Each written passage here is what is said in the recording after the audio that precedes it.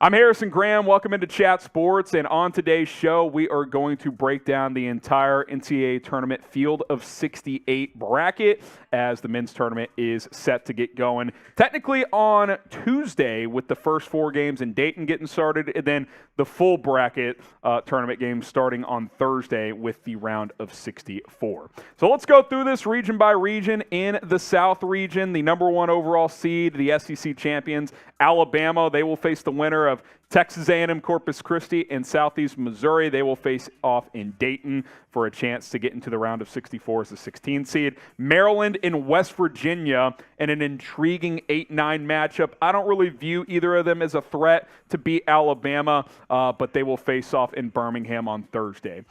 We go to the next chunk here in the South region. San Diego State and Charleston, one of the juiciest 5-12 matchups this year. These games taking place in Orlando. San Diego State, a methodical, grinded-out defensive team. Charleston, a team that can space it out, shoot the ball pretty well. 31 wins this year for Charleston. That's a fun mid-major, small-major conference matchup between San Diego State and Charleston. Upset alert for me in this 4-13 matchup. Don't love the way Virginia plays offense. Furman is a team that can score. Keep an eye on that matchup as well. Keep going through the South region here. Creighton, the 6th seed, going up against NC State, is the 11th-seeded Wolfpack. Controversy around NC State. I didn't think they belonged in the field. Not only do they get in, they avoid Dayton. They will face Creighton in Denver on Friday, as will Baylor against UC Santa Barbara, the 3-seeded Bears. 2 years ago, the NCAA Tournament champions, UC Santa Barbara as the 14 seed with 27 wins. Interesting 7-10 game here as the Missouri Tigers are kind of the modern-day West Virginia. They play hard, they play fast, they pick up full court. They'll face Utah State, who got to the Mountain West Championship tournament final before losing to San Diego State. And then the 2-seeded Arizona Wildcats will face the 15th seed Princeton as Princeton won the Ivy League champions. So that is the South region. We will go region by region. Who do you guys think wins the national championship? Who's cutting down the nets this year when it's all said and done? Final Four set to take place in Houston this year. Who will win the national championship? Drop your comments below. This will be the pinned comment on today's video. Let's go to the Midwest region now. Houston earned the number 2 overall seed despite losing in their conference championship game. They were without their best player, Marcus Sasser. We'll see what his status is for March Madness. They'll face Northern Kentucky in a 1-16 matchup. The 8-9 matchup between the Iowa Hawkeyes and the Auburn Tigers. I don't view either of them as a threat to beat Houston, but that is the 8-9 matchup there. Further in the Midwest region, the 5th-seeded Miami Hurricanes, they will face 12th-seeded Drake, who came on strong late in the year, won their conference. Indiana, the 4th-seed, I don't love that line for them. I would have made them a 5 or 6. Not a ton of gripes with the committee, but I was not a fan with some of the seeding. They'll face Kent State, the MAC champions, who hammered Toledo in the conference championship game. Those games in Albany on Friday. Further down in the Midwest region, the 6th-seeded Iowa State Cyclones will face the winner of Mississippi State and Pitt. Mississippi State Pitt in the first 4 up in Dayton. 3-seeded Xavier faces Kennesaw State. Xavier, the Musketeers, get to the Big East Conference Championship game before losing to Marquette. They will face Kennesaw State in Greensboro. We go to Des Moines now as we wrap up the Midwest region. Texas A&M, Penn State, 7-10 matchup. I think both these teams might be underseeded by a line or so, as both made their conference tournament championship games. A&M losing to Alabama and Penn State losing to Purdue. And then Texas and Colgate in the 2-15 game.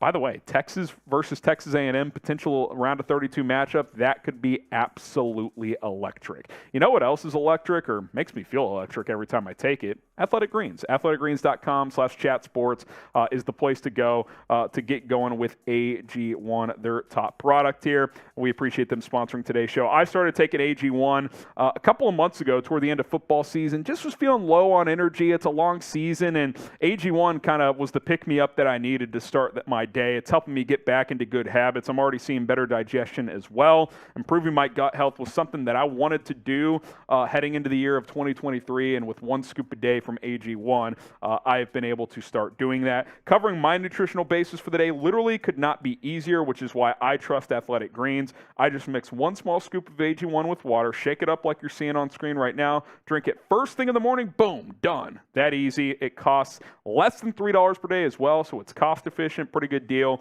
and it's a really effective daily habit with the highest quality sourced ingredients, a true win-win. If a comprehensive solution is what you need from your supplement routine, then Athletic Greens is giving you a free 1-year supply of vitamin D and 5 free travel packs with your first purchase. Go to athleticgreens.com/chatsports. That is athleticgreens.com/chatsports. Promote your gut health, support your immunity, boost your energy. AG1 from Athletic Greens is going to do all of that, so go check them out. We go from the Midwest region to the West region. The Kansas Jayhawks, the number 1 seed in this one. A bit of a surprise that they drop to the number 3 overall seed. They will face Howard in the 1/16 matchup. Arkansas and Illinois, a pretty intriguing 8-9 game, both of those taking place in Des Moines on Thursday. Further down in the West region, St. Mary's, the 5th-seeded Gales out of the West Coast Conference. They won the regular season. Gonzaga ended up winning the conference tournament. They will face off with VCU out of the Athletic 10. UConn, the 4th seed in this region, they will face Iona. The fighting Rick Pitino's. How focused is he? He's got Georgetown, St. John's, and Texas Tech trying to hire him. The 70-year-old Rick Pitino has Iona back in the field of 68. The West region continues. TCU, my alma mater, the 6th seed here. They will face the winner of Arizona State and Nevada. That game will take place in the first 4. Gonzaga, the 3 seed in this region, going up against Grand Canyon, I believe the WAC champions there.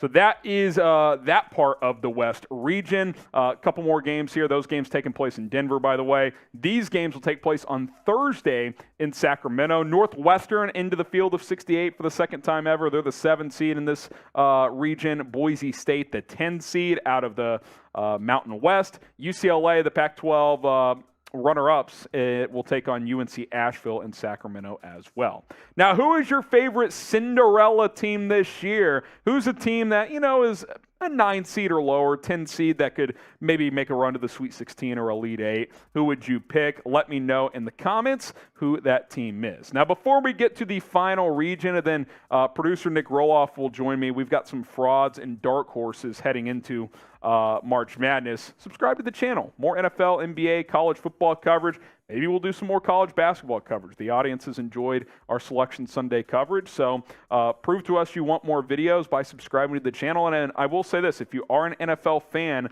we will be live for free agency coverage starting Monday and probably most days throughout the week here. So hit that sub button. We'll be live quite a bit this week. Okay, let's go to the East region, and then we'll give some final thoughts here. Purdue, the 1 seed, they will face Texas Southern and the winner of Texas Southern and Fairleigh Dickinson, who are playing in Dayton. The 8-9 matchup, Memphis and Florida Atlantic. I think this is an excellent 8-9 matchup.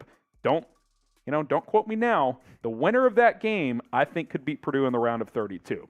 5-12 matchup, another juicy one. Duke and Oral Roberts. If you remember Oral Roberts, a couple of years ago as a 15 seed, got to the Sweet 16. Their point guard, Max Abesmus, is still there. Duke finishing the season strong. That should be a fun one in Orlando. Tennessee and Louisiana in the 4-13 matchup. Go Raging Cajuns. I love their chances in this one. East region continues. The 6th seed, Kentucky, they'll face Providence in a 6-11 matchup. Kansas State, with their first-year head coach, Jerome Tang, might win Coach of the Year. The 3 seed here, they will face off with the Big Sky champs, Montana State. Michigan State and USC, the 7-10 matchup. Don't buy into the Sparty hype. I'm not saying they'll lose this game, but I don't see them getting past Marquette in the second round. Marquette, the Golden Eagles, will face off against Vermont. Our bubble breakdown looked as follows, and quite frankly, we missed a team here, clearly, because Rutgers wasn't even on our radar, and they got snubbed completely. But if you're highlighted in green here, you made the field. Mississippi State, Pitt, Arizona State, NC State, and Nevada. Oklahoma State, Clemson, Wisconsin, North Carolina, Vanderbilt, and Rutgers, that we'll verbally mention, did not make the round of 68 field. Okay, who was the biggest snub this year? Who was the biggest snub? I think it's got to be Rutgers. I would throw Oklahoma State right after, but I am shocked that Rutgers didn't get in. A couple of Big Ten teams that did get in, I don't think deserve to be in, to be quite frank. So I'm shocked by that decision by the committee. Let us know who you guys think in the comments. Let's get to my frauds list, and then we'll bring in producer Rolly for his frauds list. And then we've got some dark horses as well, and then we'll sign off, and it's time to go fill out some brackets. Okay, Virginia, they can't score. Don't like the way they finished. They are my biggest fraud. I think they have a really good chance of losing round one. Tennessee as well. They lost one of their best players recently. They're a 4 seed. I don't like how they stack up in the first round, so keep an eye on those. Michigan State, John Rothstein always says January, February, Izzo, April, because Tom Izzo is usually great in March. I don't see it this year. I don't like the Spartans. I don't think they're a team built to make a deep run. Would not be shocked if they lost in the first round. Miami is another fraud, not as high as the other ones. I don't, their guard play is good, but it can be erratic at times.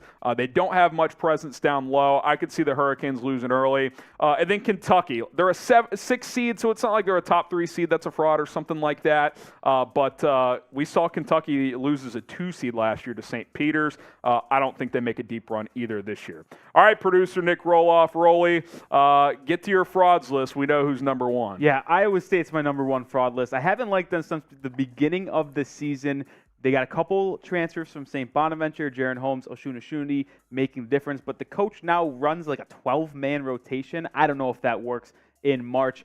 They also will play the winner of, I believe it's Arizona State and Nevada. There's always one team that comes out. That's TCU playing the winner of that winner? matchup, That's TCU? FYI. But they will have an 11 seed to go up against. Who they play then? I have no idea who they play, bro. There you Mississippi go. State Pitt. Listen, I was getting to my point saying that there's one team that comes out of Dayton and wins in the round of 64 every year. Wouldn't be surprised if they're the team that gets upset there. You mentioned Tennessee and Virginia, so we'll skip over. Same reasons Harry mentioned. I don't love them. We'll go to Indiana. I don't love Indiana this year. And I think they got stuck with a tough matchup in Kent State.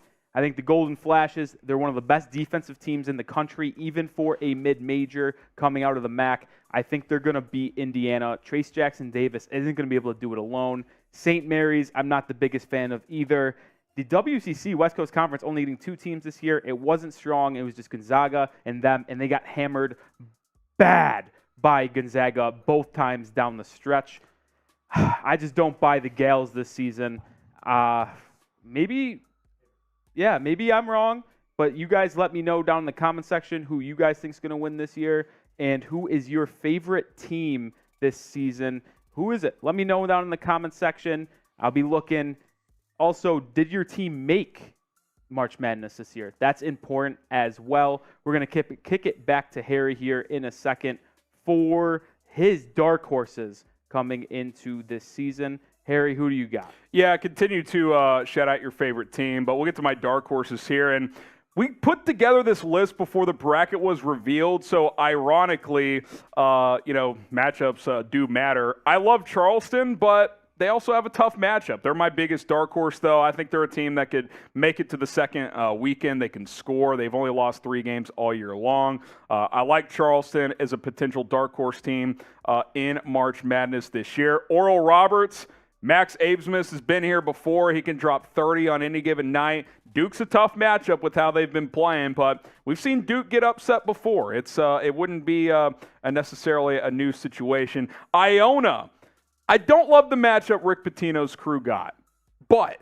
if they were to win it, I would not be shocked if they won a second game as well. Penn State, I think, has been playing well down the stretch. They're also facing a team in Texas A&M that's peaking at the right time, but I think they're a team that could win a game or two. And then San Diego State, they're going up against Charleston. So I think the winner of that game has real Sweet 16, if not further, potential. They just happened to be going up against each other. So those are my dark horses. We'll get to Rolly's dark horses, and then we'll wrap this up here. Yeah, we go back to mine. Creighton gets a lower seed than I thought. Thought they maybe could have jumped to the 5 line, but they stay on the 6. I think they drew a good matchup in NC State. Harrison and I both believe that they shouldn't have even been in the tournament 1, let alone avoid Dayton. I think Creighton hammers them. And a matchup in the round of 32 with Baylor was very intriguing. Missouri, I love Missouri this season. They are a new type of press Virginia. They play up-tempo. They're in your face. They play aggressive defense. I like Missouri. They're a 7. We'll see how they pan out this season. Arkansas in the 8-9 game with Illinois. I love Arkansas. They're likely going to have the best NBA talent player on the floor at all times in Nick Smith and Anthony Black. Let's see if Musselman and crew can get them going with that talent. FAU got a tough draw with Memphis, man, but I think they could beat Purdue if they squeak by Memphis in the round of 64. You mentioned Charleston. Man, Charleston's going to be a tough out for anyone they play this year. They've been the best team in the Colonial all year long, 31-3. Truly incredible season for Charleston, and maybe they're a Cinderella team in March. You never know. We're going to kick it back to Harrison to close this show out. Yeah, final thoughts here. It's going to be fun. I think Rutgers got screwed. North Carolina did not get in. That was proper by the committee. But listen, if you're on the bubble, sometimes you get what you deserve, and that's just the reality of the situation. So hit that subscribe button if you want more coverage of the NCAA tournament. Maybe we'll have that for you guys. Prove it to us by subscribing to the channel, and we appreciate you guys for tuning in.